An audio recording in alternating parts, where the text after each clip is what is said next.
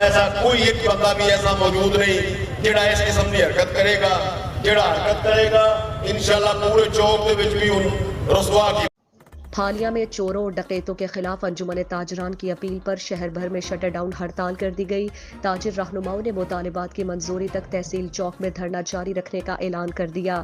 روز روز کی چوریوں اور ڈکیتیوں سے تنگ آئے ہوئے تاجروں نے حالیہ شہر کے تمام کاروباری مراکز بند کر کے شٹر ڈاؤن ہڑتال کر دی، جس کے باعث سے شہر بھر کے بازار سنسان ہو گئے۔